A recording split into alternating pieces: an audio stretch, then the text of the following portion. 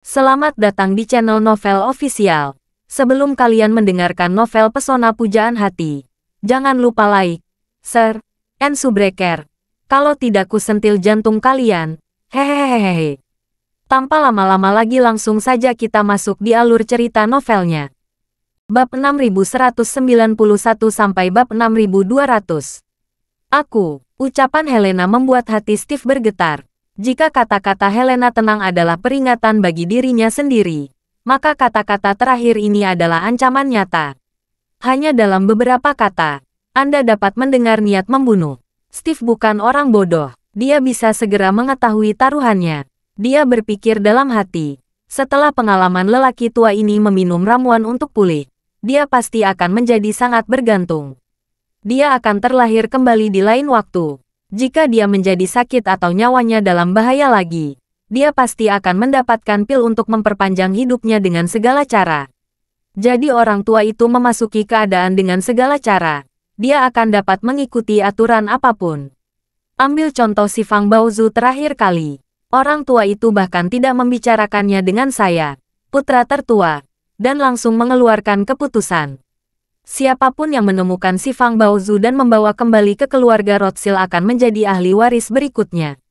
Bukankah ini hooligan utama? Dengan preseden ini, saya tidak perlu menyarankan.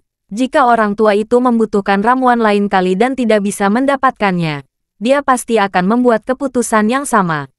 Siapa yang bisa menanamkan ramuan ajaib, dan siapapun yang bisa mewarisi keluarga. Pada saat itu, saya, putra tertua, akan kehilangan kualifikasi pewaris pertama kapan saja. Jika aku benar-benar membuat Charlie tidak puas, dia akan pergi bekerja sama dengan saudara-saudaranya yang lain, maka aku akan langsung diusir. Memikirkan hal ini, sebuah pikiran tiba-tiba terlintas di benak saya. Bagaimana kalau saya merebut kekuasaan saja dengan senjata? Tapi pikiran ini hanya pemikiran sesaat. Dia melintas dan segera dilupakan olehnya. Dia tahu bahwa meskipun dia ingin merebut kekuasaan dengan senjata, dia tidak akan memiliki kesempatan. Akar keluarga Rothschild ada di New York. Meskipun keamanan di daerah kumuh di sini lebih kacau daripada di Paris, keamanan di daerah kaya tidak ada ikatannya. Setidaknya ada 3 kantor polisi di kawasan keluarga Rothschild saja. Di sana ada beberapa helikopter polisi yang dilengkapi, dan polisi di sini sangat ekosistem. Jika ada yang berani mencuri anjing di daerah kaya, polisi akan mengejarnya dengan helikopter. Terlebih lagi, lelaki tua itu sendiri memiliki angkatan bersenjata swasta yang didedikasikan untuk melindungi keselamatan pribadinya. Angkatan bersenjata swasta ini hanya melayani lelaki tua itu, apalagi lokasinya sendiri termasuk antara sasaran pertahanan angkatan bersenjata swasta tersebut. Selain itu, lelaki tua itu memiliki hubungan yang mendalam dengan berbagai departemen penting di New York bahkan Amerika Serikat. Ia bahkan membentuk dana khusus untuk departemen-departemen tersebut. Skala dana ini tidak besar, hanya sekitar $1 miliar AS. Satu-satunya tujuan dari dana ini adalah begitu dia meninggal secara tidak terduga, departemen-departemen ini akan menggunakan dana ini untuk menyelidiki kematian secara ketat. Tidak peduli siapa pelakunya, tim hukum terkuat Rothschild akan melakukan yang terbaik untuk memastikan bahwa dia mendapatkan keadilan dan hukuman yang paling berat. Jika dia merebut kekuasaan dengan kekerasan, kemungkinan besar dia akan dibunuh sebelum dia berhasil. Ada kemungkinan kecil bahwa meskipun dia berhasil, dia akan segera dihukum oleh hukum. Bukankah dia akan menjadi pengantin menjadi bagi saudara laki-laki yang lain? Terlebih lagi, Steve tiba-tiba memikirkan sebuah pertanyaan di pikirannya. Sebenarnya, meskipun saya adalah kepala keluarga Rothschild di masa depan, saya mungkin tidak dapat melakukannya tanpa bantuan Charlie. Saya sudah berusia lebih dari 50 tahun ini. Jika saya menunggu lebih lama lagi, jika saya berhasil naik tahta dalam beberapa tahun, maka saya mungkin akan berusia lebih dari 60 tahun. Pada saat itu, saya hanya dapat duduk di posisi pemimpin klan paling lama 20 tahun. Tapi jika Charlie juga bisa menjualku beberapa pil, mungkin aku akan duduk di posisi patriark selama 30 tahun atau bahkan lebih lama di masa depan. Sepertinya, tidak peduli apa, aku tidak bisa jatuh cinta dengan Charlie. Setelah memilih, Steve segera memasang ekspresi tersanjung.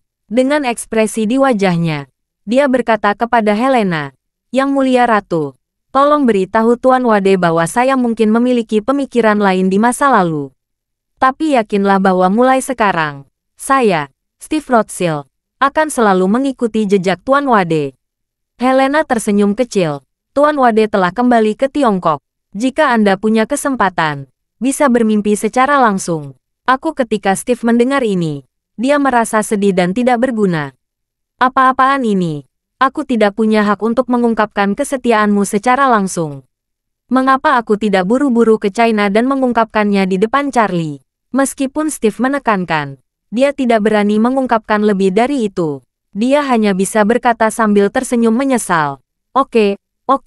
Setelah saya menyelesaikan urusan yang ada, saya akan menghubungi Tuan Wade dan pergi ke China untuk mengunjungi Tuan Wade secara langsung. Helena mengangguk. Itu masuk akal. Ketika mereka ingin dan tersedak, mereka berdua sudah berjalan menuju helikopter. Helena berkata, "Tuan Rothschild mengantar ke sini. Bukankah Anda ada rapat pada pukul 10? Sudah hampir waktunya." Steve berkata dengan hormat, "Yang mulia ratu, saya tidak akan mengirim Anda kembali ke Kanada." Helena mengangguk sedikit dan membalas senyumannya. Setiap kerutan dan senyumannya sangat bagus, dan setiap gerakannya menunjukkan gaya kerajaan. Steve melihatnya dan jantungnya bergetar. Dia tidak terpengaruh oleh penampilan dan temperamen Helena, tetapi merasa bahwa semakin buruk perilaku Helena, semakin jahat dia terlihat. Di usia 20-an, dia berbicara dengan niat membunuh.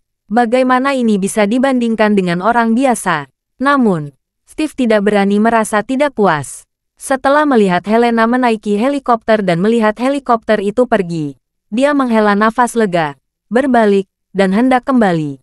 Saat itu dia kebetulan bertemu dengan putra Royce yang sedang mencari dirinya. Begitu Royce melihatnya, dia buru-buru berkata, "Ayah, kakek memintamu untuk langsung pergi ke ruang konferensi keluarga setelah mengantar ratu." "Ada rapat," Steve berkata dengan lesu. "Oke, saya mengerti. Ayo lakukan itu." Royce di samping melihat ayahnya sedikit tertekan. Dia dengan cepat menyuarakan suaranya dan bertanya dengan hati-hati, "Ayah, apakah kamu berhasil naik tahta hari ini?" Steve menahannya dan berkata dengan sedih, "Berhentilah bermimpi. Kakekmu tidak akan menepati janjinya." "Apa?" Royce bertanya dengan ekspresi kaget ketika mendengar ini.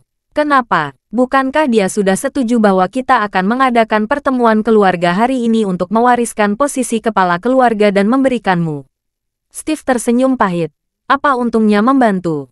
Itu tidak tertulis dalam kontrak. Bukankah kakekmu yang memiliki keputusan akhir apakah akan memberikannya atau tidak?" Royce tidak tidur tadi malam. Dia hanya berpikir bahwa setelah ayahnya naik tahta hari ini, dia juga akan menjadi pewaris pertama keluarga. Pada saat itu, dia tidak akan tahu berapa banyak orang yang akan berlutut dan menjilatnya. Bahkan dia sudah mulai membayangkan Ratu Eropa Utara, Helena, akan melemparkan dirinya ke dalam pelukannya. Tapi dia hanya mengalami mimpi indah ini selama 1 malam, dan dia sebenarnya berkata bahwa tidak ada peluang untuk naik tahta. Bukankah ini bohong? Royce yang belum pernah mengalami pemukulan sosial, matanya langsung memerah. Dia bertanya-tanya dan bertanya, "Ayah, jika kakek tidak membiarkanmu sukses, bukankah sia-sia kebahagiaan kita? Jika kamu tidak berhasil, Ratu Helena akan tetap berada di sini. Apakah dia bersedia menikah dengan saya?" Steve berkata dengan tercengang, "Bahkan jika saya berhasil, Helena tidak akan menikahi kamu." "Kenapa?" Royce bertanya dengan bingung. "Apakah kalau saya menjadi pewaris pertama keluarga Rothschild, dia tidak tahan dengan matanya?" Steve memikirkan Charlie dan berkata dengan marah, "Wanita ini telah menjual jiwa kepada iblis." Royce mengira ayahnya sungguh-sungguh, artinya Helena memiliki karakter jahat. Dia berkata, "Tidak masalah. Ayah, aku bisa melakukannya." Steve menyorotinya. "Apakah ini sesuatu yang bisa kamu lakukan?" Royce tampak bingung. "Helena datang menemui kakek secara langsung hari ini. Apakah dia tidak ingin lebih dekat dengan kita? Apakah dia masih menolak menikah dengan kita?" Steve menendangnya dan mengumpat, "Diam. Kalau aku mendengar kamu menyebutkan pernikahan kamu dengan keluarga kerajaan Nordik lagi di masa depan, jangan salahkan aku karena menamparkan kamu karena mulut besarmu." Namun keluhannya tetaplah sebuah keluhan. Menghadapi ayahnya yang marah, dia tidak berani mengucapkan kata pun lagi. Jadi, tanpa mengucapkan kata pun, ayah dan anak itu datang ke ruang pertemuan keluarga satu persatu. Di ruang konferensi yang menyerupai istana Eropa abad pertengahan ini, hampir seluruh anggota keluarga sudah hadir. Namun, orang tua itu belum juga datang. Semua orang tahu bahwa hari ini pastilah hari ketika lelaki tua itu menyerahkan tahta kepada Steve. Setelah lelaki tua itu mengumumkannya, Steve akan secara resmi menjadi pemimpin seluruh keluarga Rothschild. Oleh karena itu, meskipun semua orang memiliki ekspresi jelek, mereka berpikir untuk mencoba yang terbaik yang menyenangkan Steve sebanyak mungkin di masa depan. Mulai sekarang, pendapatan sumber daya setiap orang, serta kekuatan hidup dan mati, akan berada di tangan Steve. Melihat kedatangan Steve dan Royce, semua orang tanpa kecuali berdiri dari tempat duduknya. Perasaan itu sangat mirip dengan perasaan khusyuk ketika para jenderal melihat sang komandan saat pertemuan militer. Khidmat, adik-adik Steve berkumpul di sekelilingnya dengan penuh semangat dan menyambutnya dengan rajin. Steve merasa tidak senang ketika melihat ekspresi palsu dan menyanjung dari beberapa orang. Namun dia tetap mengangguk kepada semua orang dengan sangat sopan. David Rothschild, adik bungsu, berkata dengan penuh perhatian, "Saudara, saya ingin mengunjungi Anda tadi malam. Tetapi pengurus rumah tangga Anda mengatakan Anda tidak akan menerima tamu secara tertutup. Malam ini, Anda harus memberi kesempatan kepada saudaramu apapun yang terjadi. Saya sudah menyiapkan beberapa hadiah kecil dan ingin mengirimkannya ke rumah Anda secara pribadi." Steve mencibir dan berkata, "David, Anda benar-benar menarik. Tetapi bagaimana saya bisa berani meminta Anda mengeluarkan uang?" David berkata buru-buru, "Bangga, apalagi yang bisa kamu lakukan dengan sopan padaku.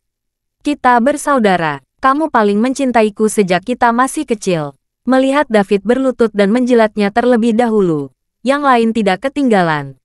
Dan buru-buru mencoba mengelabui Steve. Steve menyaksikan pertunjukan orang-orang ini dengan tenang, merasa semakin sadar. Dia tahu bahwa begitu lelaki tua itu gagal menyerahkan posisi pemimpin klan kepadanya, orang-orang ini akan segera mengubah sikap mereka. Mereka pasti akan bertarung secara terbuka dan diam-diam di dekatnya lagi, untuk mencoba yang terbaik untuk memenangkan kesan baik dari orang tua itu dan memenangkan kesempatan untuk menggantikannya sebagai ahli waris. Oleh karena itu, selama mereka tidak bisa naik tahta saat ini, adik-adik ini akan terus berusaha untuk menggantikan dirinya. Mereka akan menganggap dirinya sebagai pesaing terbesar dan tidak akan pernah tunduk pada dirinya. Pada saat ini, pintu ruang konferensi dibuka. Semua orang segera mengikuti suara tersebut dan melihat kepala pelayan tua membuka pintu ruang konferensi. Kemudian, lelaki tua Howard masuk dengan langkah ringan. Ketika semua orang melihat Howard masuk, semua orang tercengang. Kebanyakan orang di sini pernah melihat lelaki tua itu menderita stroke, sehingga mereka mengira lelaki tua itu pasti menggunakan kursi roda dan didorong ketika dia muncul hari ini. Namun siapa sangka setelah tidak bertemu dengannya selama satu malam, orang tua itu akan sakit parah. Namun, mereka terkejut melihat lelaki tua itu terlihat tetap baik seperti biasanya. Orang-orang ini menghela nafas lega tanpa kecuali. Di keluarga Rothschild, kecuali keluarga Steve yang berharap lelaki tua itu segera meninggal, semua orang berharap lelaki tua itu sehat. Bagi anggota keluarga yang tidak ditakdirkan menjadi ahli waris, hidup paling baik adalah ketika lelaki tua itu sehat dan berdaya. Begitu lelaki tua itu sakit atau meninggal, mereka akan disingkirkan dan dihentikan oleh kepala keluarga yang baru. David Rothschild bereaksi paling cepat. Suatu detik, dia mengelilingi Steve dan merebut posisi terdekat dan terbaik dari Steve. Detik berikutnya, dia sudah menyebutkan kepadatan. Dia berlari menuju Howard dengan cepat. "Ayah!" David memimpin dan membingkai Howard. Dia segera menopang lengan Howard dengan lengannya dan berkata dengan gugup, "Ayah, mengapa kamu datang ke sini sendirian? Tidak ada yang salah dengan tubuhmu. Apakah kamu baik-baik saja?" Anak-anak yang masih mengelilingi Steve tiba-tiba tersedar, dan masing-masing dari mereka tidak bisa menahan diri untuk tidak mengutuk dalam hati David yang lebih muda dari mereka dengan cepat bereaksi. Mereka juga meninggalkan Steve di tempat dan dengan cepat berkumpul di depan Howard. Royce di samping menyaksikan dengan matanya sendiri betapa wallflower setingkat buku teks itu. Sekelompok orang ini baru saja berkumpul di depan ayahnya sedemikian rupa sehingga dia, putranya, tidak dapat melewatinya. Tapi sekarang, sekelompok orang ini berkerumun di depan kakek, dan ayahnya berdiri sendirian, yang sebenarnya terlihat agak sepi. Ketika Howard melihat anak-anak ini, mereka semua berlari ke arah wajah gembira. Dia merasa lega. Saat dia masih di pusat kesehatan tadi, dia telah tersentuh oleh kesalehan anak sulungnya Steve. Sekarang dia melihat putra-putranya yang lain sangat peduli padanya. Dia tergerak dan merasa sedikit berpuas diri.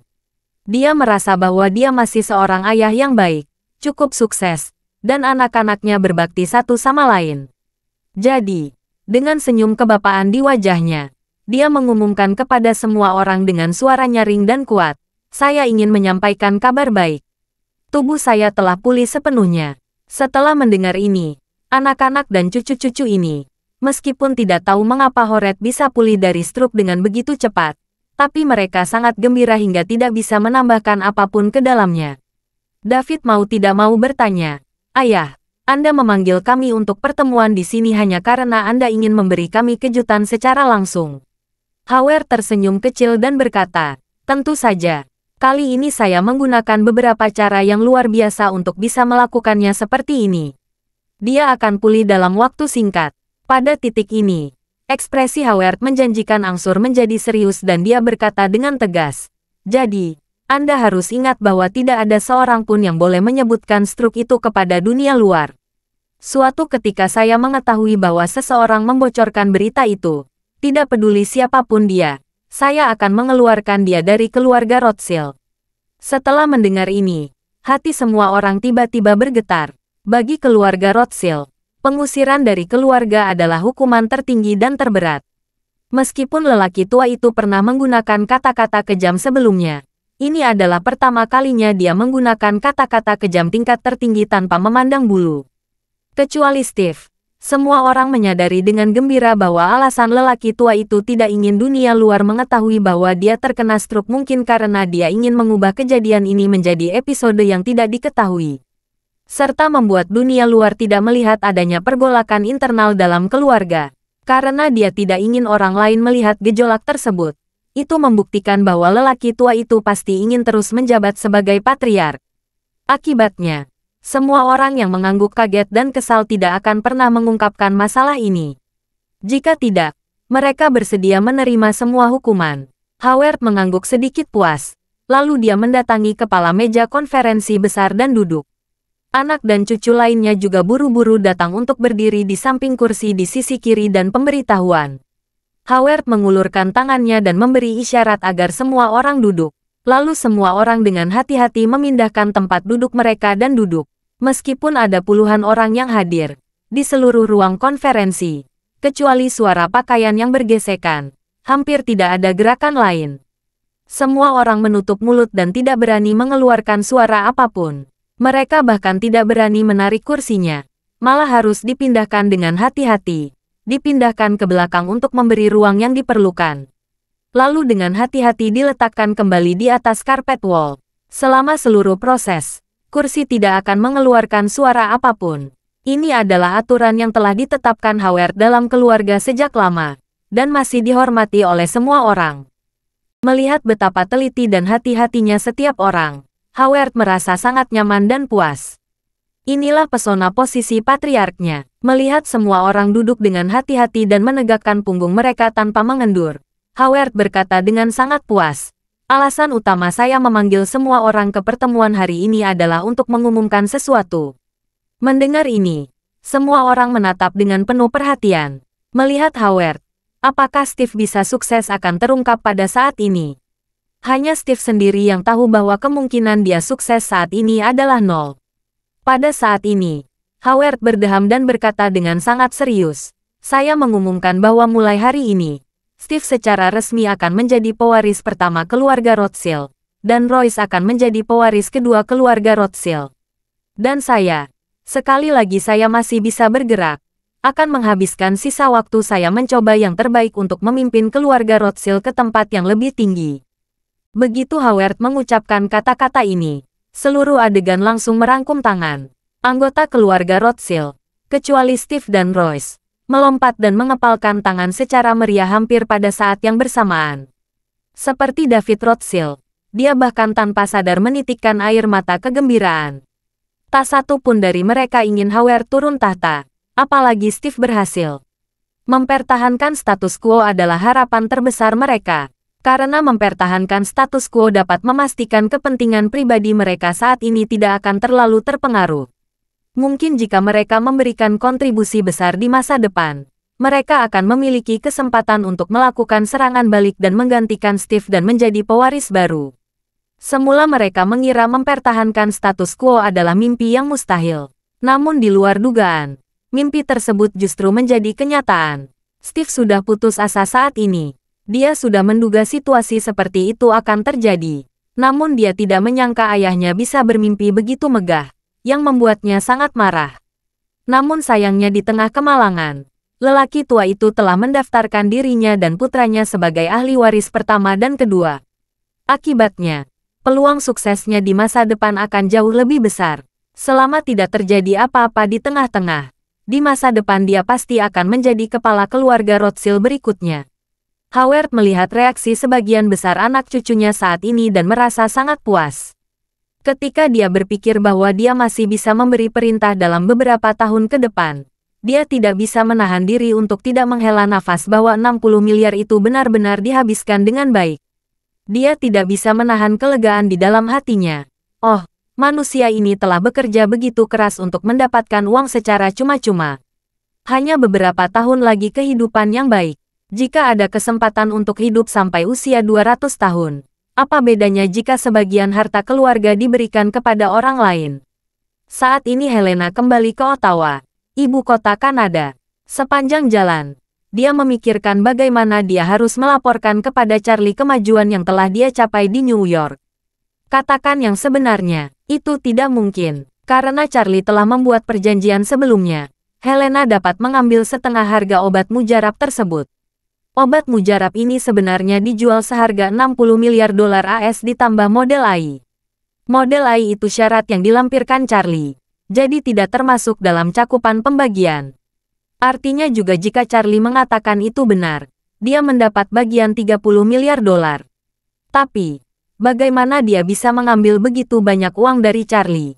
Helena tidak dapat meyakinkan dirinya sendiri mengenai hal ini namun caranya.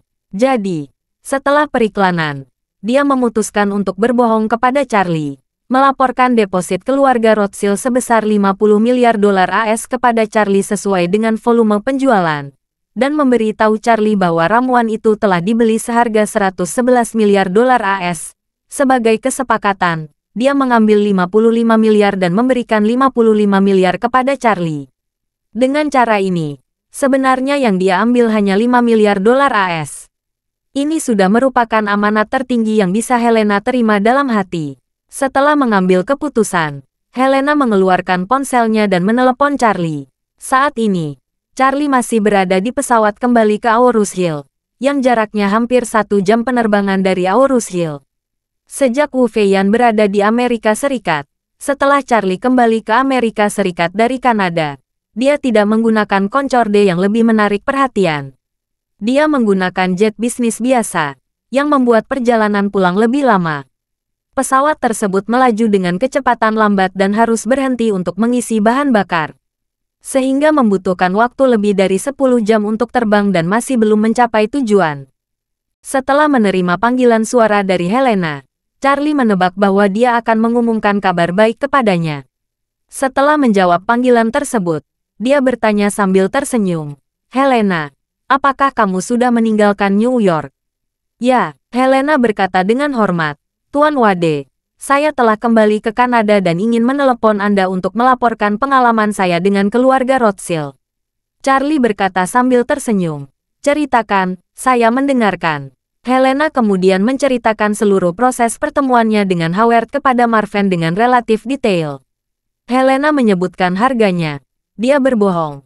"Tuan Wade, harga akhir yang saya dan Howard capai adalah dia akan membayar 110 miliar dolar tunai. Ditambah membangun model AI lengkap di Eropa Utara dan memeliharanya setidaknya selama 20 tahun, diperbarui dan ditingkatkan. 110 miliar. Charlie mau tidak mau akan sedikit terkejut, dan berkata, kamu benar-benar membuat Howard berdarah. Helena tersenyum. Siapa yang membuatnya hanya bersedia membayar 100 juta dolar AS dari awal? Jika berinisiatif meminta 10 miliar, saya mungkin akan menaikkannya menjadi 20 miliar, yang jumlahnya hampir sama. Tapi ketika saya meminta 100 juta dolar AS, sepertinya dia telah membayar harga yang sangat mahal. Jadi menurutku aku tidak akan memukulnya dengan keras. Charlie tersenyum dan berkata, keluarga Rothschild sekaya negara manapun, dan tidak ada ruginya membuat mereka menumpahkan darah. Howard pasti akan berpikir itu adalah kesepakatan yang bagus. Helena berkata sambil tersenyum. Dalam beberapa tahun, dia mungkin akan bersedia menghabiskan 200 miliar dolar AS untuk membeli pil. Charlie berkata, itu tergantung pada kinerja spesifiknya. Jika pertunjukan saya tidak akan menjual ramuan apapun kepadanya di masa depan. Helena di ujung telepon berkata saat ini, ngomong-ngomong, Tuan Wade, kapan Anda merasa nyaman? Berikan nomor rekening dan saya akan mentransfer sebagian uang kepada Anda. Charlie hendak setuju, tapi tiba-tiba merasa ada sesuatu yang tidak beres. Berdasarkan karakter Helena, jika kesepakatan ini benar-benar berjumlah 110 miliar dolar AS, dia pasti akan menemukan berbagai alasan untuk mengurangi bagiannya. Jika dia ingin dia mengambil setengahnya sesuai kesepakatan, mungkin akan memakan banyak biaya. Namun kini Helena tanpa ragu langsung menyelesaikan skor 50-50 di sana. Ini sangat berbeda dari perilakunya yang biasa. Ini juga membuat Charlie yakin pasti ada sesuatu yang mencurigakan di dalam dirinya. Charlie berspekulasi dalam pemikirannya bahwa Helena kemungkinan besar berbohong kepadanya. Harga transaksi sebenarnya tidak mencapai 110 miliar dolar AS. Kemungkinan besar dia sengaja melaporkan harga tersebut untuk mengurangi apa yang pantas dia dapatkan. Memikirkan bagian ini, dia berkata kepada Helena, kamu dapat menyimpan uang ini untukku terlebih dahulu. Saya tidak punya tempat untuk menggunakan uang itu, apalagi uang tunai dalam jumlah besar. Saya tidak memiliki rekening yang sesuai saat ini. Charlie khawatir Helena akan memberikan sebagian besar hasil penjualan kepadanya. Jadi dia berencana untuk tidak menerima uang itu sampai dia menemukan jawabannya. Terlebih lagi, dia memang tidak kekurangan uang saat ini, dan memiliki arus kas melimpah yang tidak bisa habis. Ia sama sekali tidak membutuhkan uang lebih dari 50 miliar dolar AS. Lebih baik serahkan saja uang itu ke tangan Helena dulu. Di satu sisi, hal itu dapat menghalangi Helena untuk memberi lebih banyak.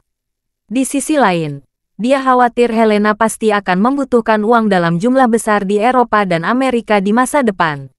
Jika uang itu ada di tangan Helena, itu akan menjadi lebih nyaman untuk dibelanjakan di Eropa dan Amerika Serikat. Helena masih belum mengetahui niat Charlie dan berpikir bahwa dia benar-benar tidak memiliki rekening yang cocok untuk mengumpulkan dana. Helena bertanya kepadanya, jika Anda memerlukan rahasia rekening, saya dapat membantu menghubungi Bank Swiss dan meminta mereka membuka akun dengan tingkat kerahasiaan yang tinggi. Tidak perlu, Charlie berkata sambil tersenyum. Serahkan saja padamu dulu. Aku akan menghubungimu ketika aku perlu menggunakannya. Helena ragu-ragu sebentar, tapi setuju. Dia berkata, baiklah, Tuan Wade.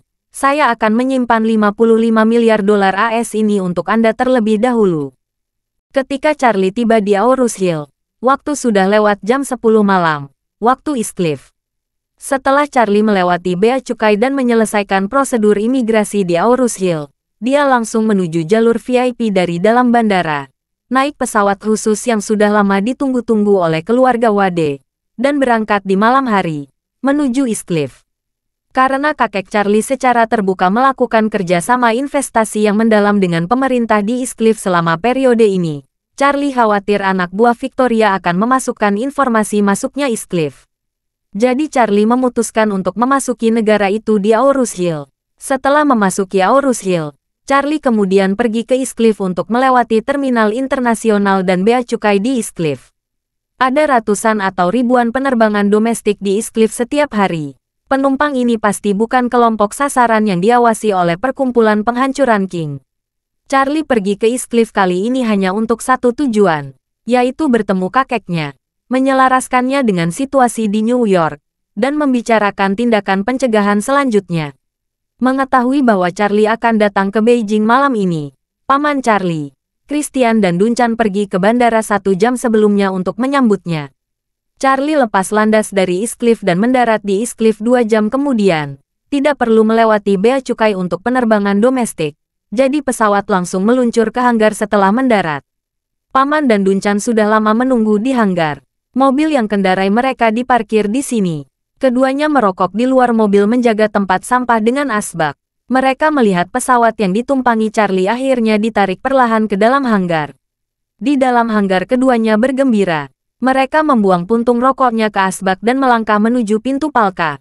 Pintu kabin terbuka. Charlie turun dari pesawat, dan mereka berdua langsung menyambutnya. Charlie, Tuan Wade. Ketika keduanya melihat Charlie, kebahagiaan mereka melampaui kata-kata. Charlie juga tersenyum dan menjawab, Paman, Inspektur Lee.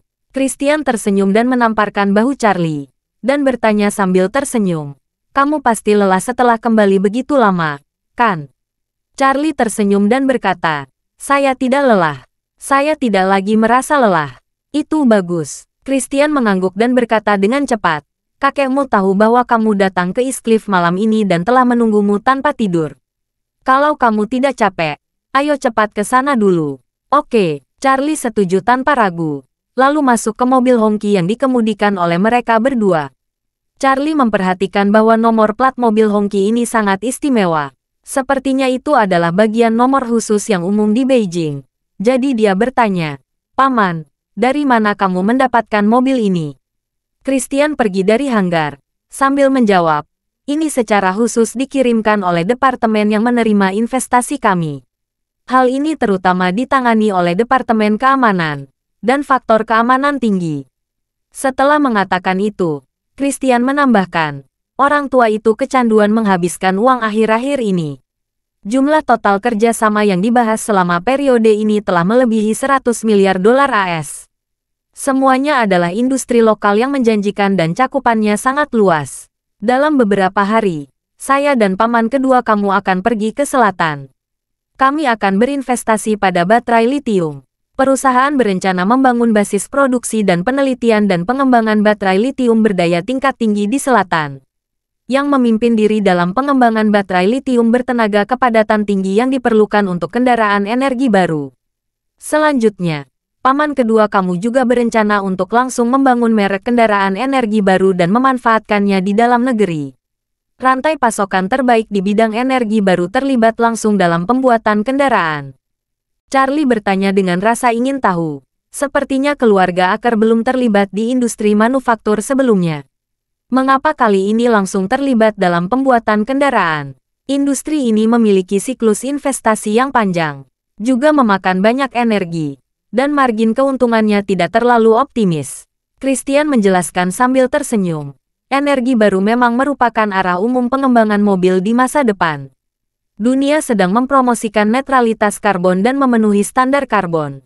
Perusahaan energi baru ini adalah prioritas utama untuk mencapai standar karbon. Selain itu, biaya energi ramah lingkungan lebih rendah dan tidak bergantung pada impor. Hal ini dapat sangat meringankan permintaan impor minyak. Di masa depan, harga bahan bakar fosil akan semakin tinggi, dan manfaat energi baru akan semakin besar. Hal ini menjadi semakin jelas. Saat berbicara, Christian menambahkan, terus terang, orang tua itu masih bermimpi untuk berinvestasi di industri. Industri dapat menciptakan lebih banyak lapangan kerja dan mengintegrasikan lebih banyak tenaga kerja dan sumber daya untuk pengemasan. Manfaat dari peningkatan akan lebih besar, dan jika dapat meningkatkan peningkatan seluruh industri, itu akan menjadi lebih baik. Charlie mengangguk penuh pengertian dan berkata, investasi kakek kali ini menempatkan keuntungan di urutan kedua. Christian berkata, orang tua itu berkata bahwa untuk proyek apapun, pertimbangan pertama adalah seberapa besar bantuan yang dapat diberikannya ke Tiongkok. Pertimbangan kedua adalah seberapa besar hal itu dapat meningkatkan pengaruh Tiongkok di bidang ini. Pertimbangan ketiga adalah keuntungan dari proyek tersebut. Charlie mengangguk ringan. Awalnya, dia berharap keluarga Aker bisa bekerja sama dengan pejabat hanya untuk membuat perkumpulan penghancuran King Takut. Namun tidak disangkanya, kakeknya punya rencana jangka panjang seperti itu. Lebih dari setengah jam kemudian, mobil bendera merah Charlie melaju ke hotel tamu negara yang tidak dibuka untuk umum. Setelah mendaftar, Christian dan Duncan membawa Charlie ke villa tempat tinggal kakek Keith. Hotel tamu negara ini sebagian besar terdiri dari villa-villa kecil yang mandiri, di mana para tamu tidak dapat mengganggu satu sama lain, menjadikannya tenang dan aman pada saat yang bersamaan. Begitu Christian memarkir mobil di depan villa, kakek Charlie, Keith dan paman keduanya Kaiden keluar untuk menyambutnya. Begitu Charlie keluar dari mobil, dia menggali menemui kakeknya dan berkata, "Kakek, kenapa kamu keluar malam-malam begini?" Keith tersenyum dan berkata, "Cucuku datang jauh-jauh. Bagaimana mungkin aku tidak keluar untuk menyambutnya?" Setelah itu, dia meraih tangan Charlie dan berkata dengan penuh emosi, "Charlie, kamu telah bekerja keras akhir-akhir ini." Charlie berkata dengan ringan, "Tidak sulit, kakek. Ayo masuk dan bicara." "Oke." Keith menganggukkan kepala. Dia mengundang semua orang untuk memasuki villa bersama. Setelah memasuki villa, Keith tidak sabar untuk bertanya kepadanya, "Charlie, bagaimana situasi di New York? Tolong beritahu kakek secara detail." Charlie tahu bahwa lelaki tua itu sangat prihatin dengan situasi di New York, terutama dengan segala sesuatu yang berhubungan dengan pamannya, Jamie. Oleh karena itu, dia secara kasar menjelaskan proses bagaimana dia terlibat dengan Jamie setelah tiba di Amerika Serikat, dan bagaimana dia pembunuhan dan senior keempat dari perkumpulan penghancuran King. Mendengar bahwa Jamie telah berubah menjadi abu dan bahkan abunya telah dibersihkan oleh keluarga Rothschild, Keith bisa menghela nafas. "Jamie, bajingan ini, menghancurkan hidup Lulu. Saya tidak bisa melihatnya mati dengan mataku sendiri. Benar-benar tertidur. Sayang sekali." Charlie berkata, "Kakek, apa yang akan kamu katakan pada bibiku?" Keith berkata, "Jamie juga merupakan tokoh besar yang terkenal di New York. Dia menghilang dari dunia, dan tidak lama lagi beritanya akan keluar. Ketika berita itu sampai ke telinga bibimu seharusnya bisa menebak bahwa dia pasti sudah mati. Adapun detail lainnya, lebih baik tidak memberitahu dia. Mulai sekarang, semua orang akan memiliki pemahaman diam-diam dan tidak ada yang akan menyebut orang ini lagi." Pada titik ini, Keith menarik napas dalam-dalam dan berkata, "Jamie adalah ancaman besar bagi keluarga Aker ketika dia hidup. Kematiannya adalah hasil terbaik bagi keluarga Aker.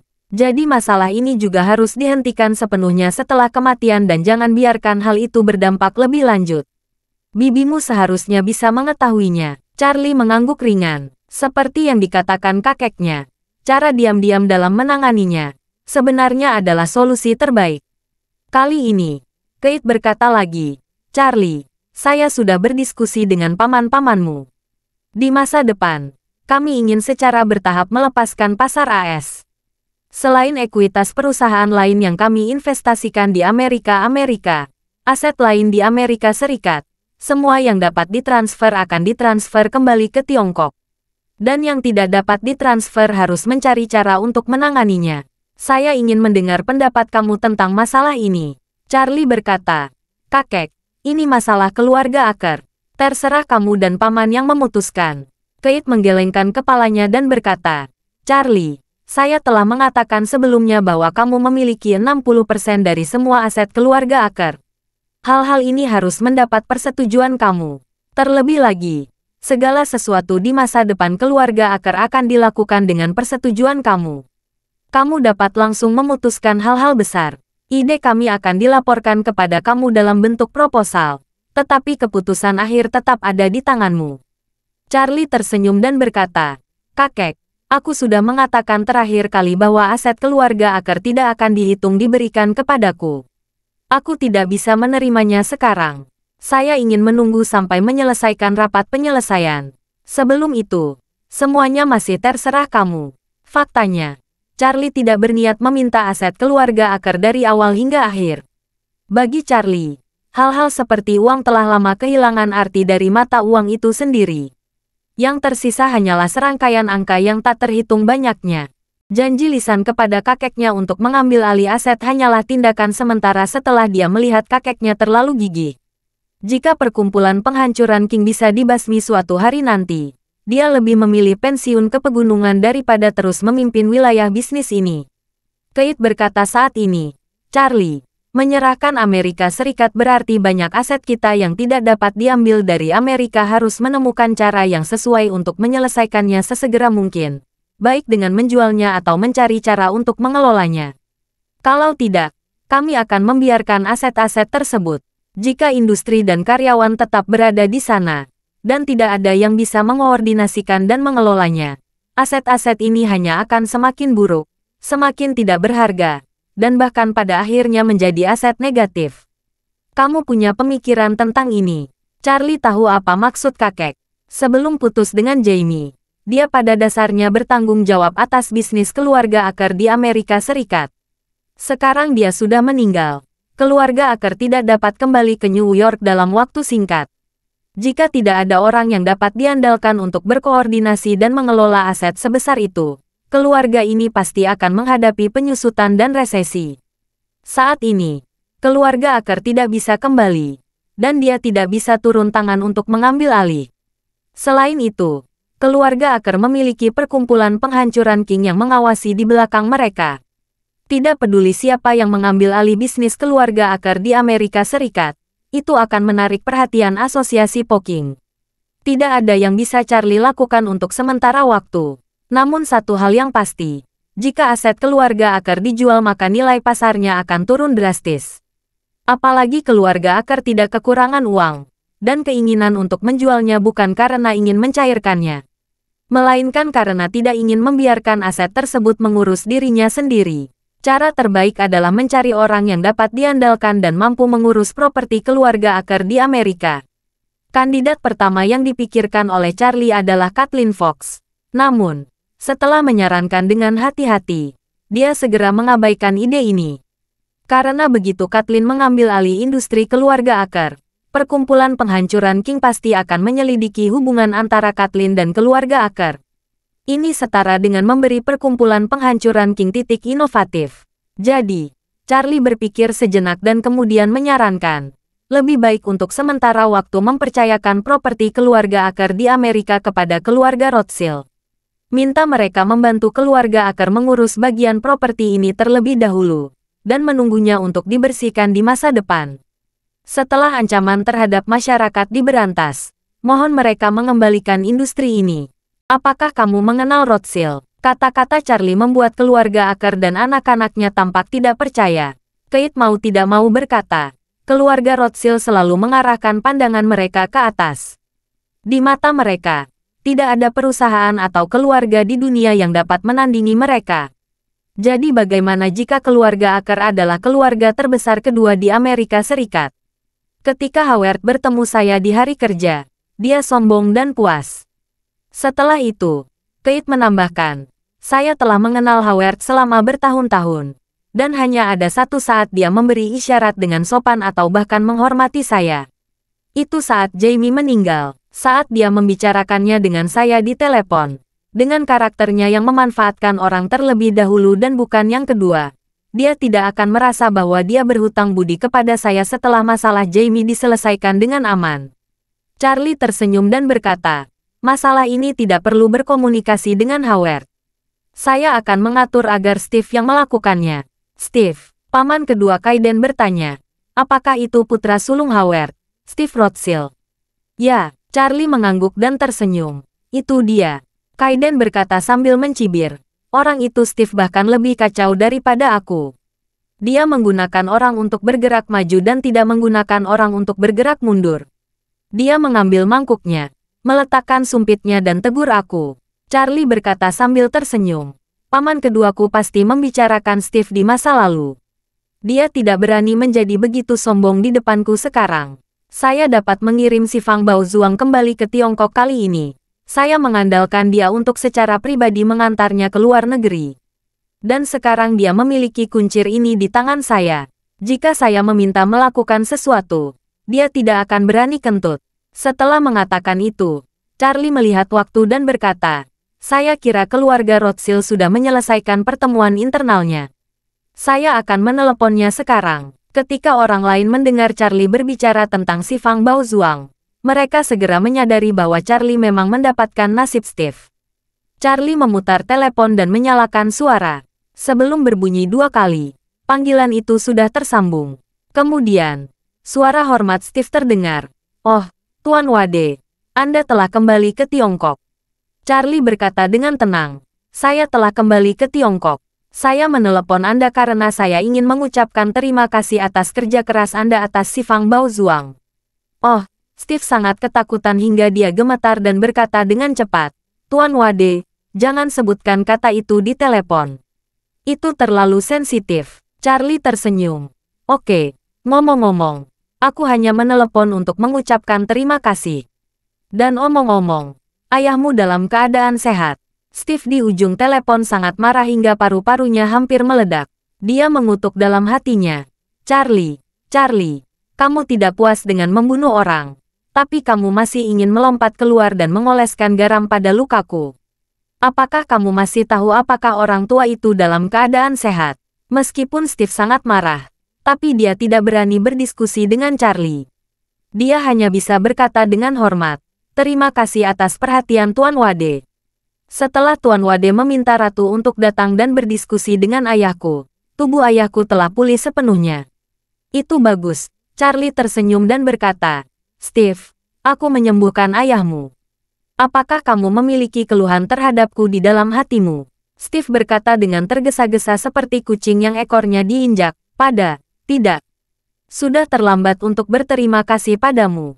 Bagaimana aku bisa menyalahkanmu?" Charlie bertanya dengan rasa ingin tahu. "Ngomong-ngomong, ayahmu sudah pulih.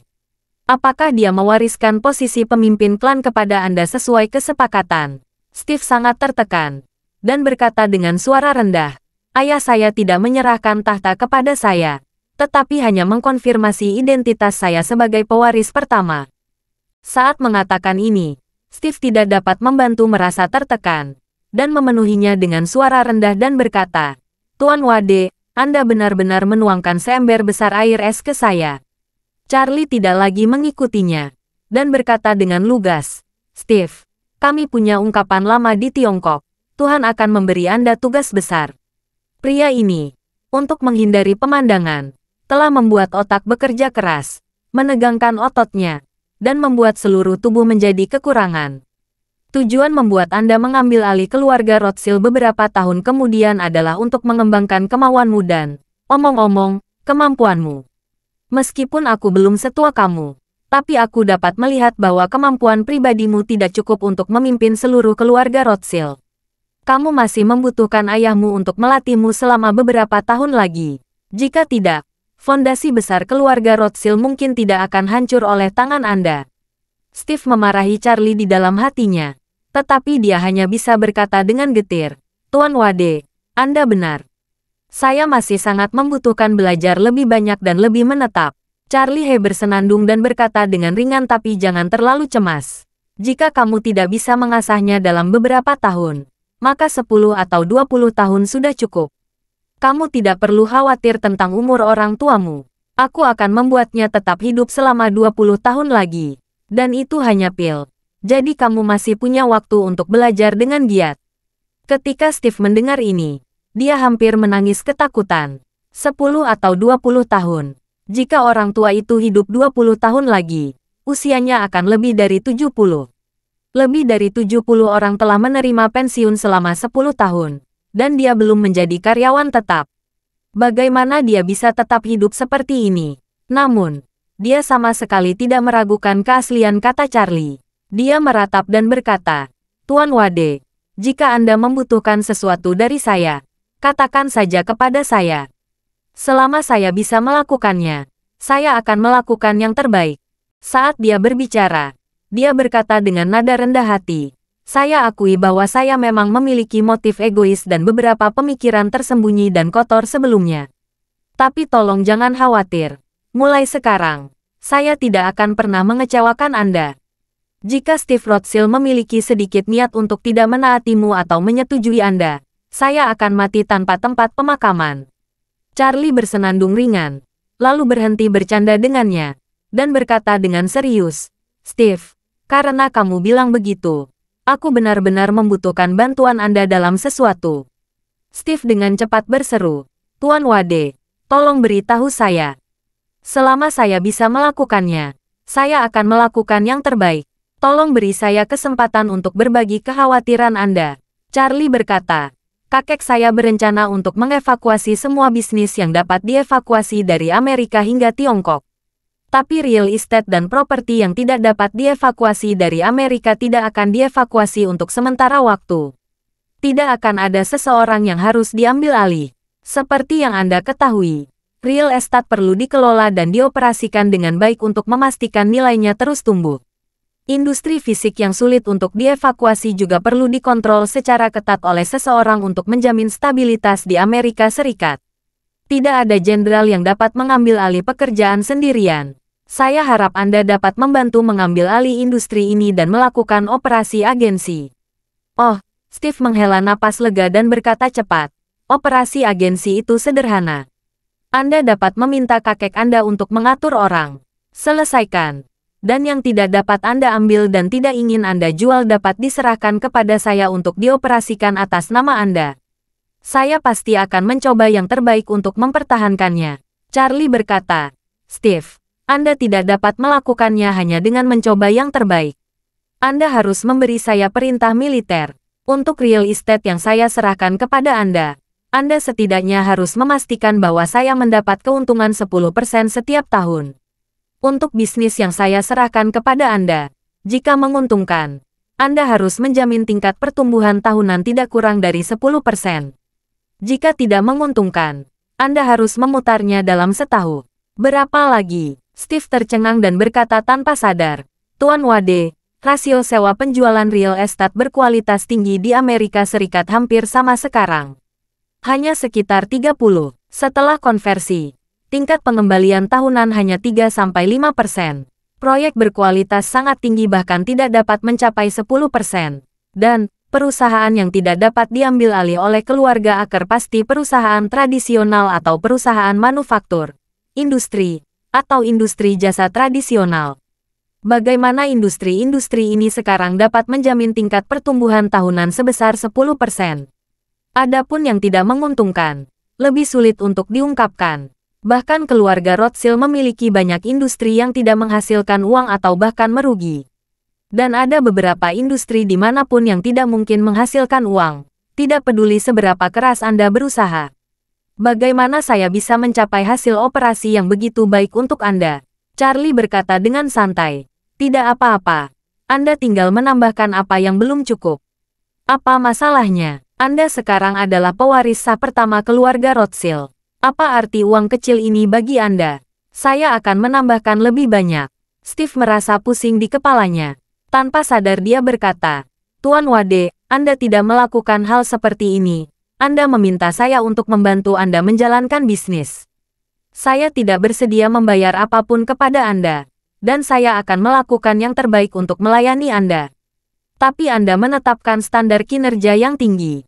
Kalau begitu biarkan saya yang membuat perbedaan. Bukankah ini pemerasan? Charlie berkata dengan tenang. Ya, aku memang memerasmu. Setelah itu, Charlie berkata lagi, Steve, kamu harus tahu bahwa aku memerasmu karena aku sangat menghargaimu dan memberi kesempatan untuk menunjukkan ketulusanmu dan menunjukkan kekuatanmu. Coba tebak, itu hal yang kecil. Mengapa aku tidak meminta Helena untuk menelepon ayahmu saja? Charlie bertanya balik, yang membuat jantung Steve berdetak kencang. Dia tanpa sadar bertanya dengan gugup. Mengapa? Mengapa? Charlie bersikap dingin dan berkata, jika orang tuamu menangani masalah ini, dia pasti tidak akan mengatakan kata pun yang tidak masuk akal. Jika dia menanganinya dengan indah dan menimbulkan keinginan untuk bekerja sama dalam waktu yang lama, mungkin saya akan menjual pilnya. Tetapi jika ada yang harus saya lakukan di masa depan, saya akan memintanya. Saya tidak berani mengatakan apapun lagi. Hal pertama yang bisa saya jamin adalah Anda pasti akan pergi ke depan dia di masa depan. Jika suatu saat tiba, orang tuamu akan memimpin pemakamanmu. Pewaris pertama hanya tinggal namanya saja. Steve sangat ketakutan hingga dia berkeringat dingin. Sejak Helena mengirim obat dari Kanada untuk menyembuhkan Howard, Steve sangat membenci Charlie. Tapi sekarang, Dia tiba-tiba menyadari bahwa Charlie secara tidak kasat mata telah mengendalikan ayahnya dan nasib dirinya. Jika dia benar-benar terus memberi ayahnya ramuan ajaib itu, mungkin dia akan mati di depan ayahnya. Tepat ketika Steve merasa ngeri, Charlie berkata dengan tenang, "Steve, alasan saya menyerahkan masalah ini kepada Anda adalah untuk memberikan Anda kesempatan untuk melihat apakah Anda layak bagi saya untuk terus menjaga hubungan kerjasama yang substantif. Jika saya memberi Anda kesempatan dan Anda tidak menggunakannya, maka saya akan bertaruh pada ayahmu." Terima kasih sudah mendengarkan cerita novel Pesona Pujaan Hati. Sampai jumpa di novel selanjutnya.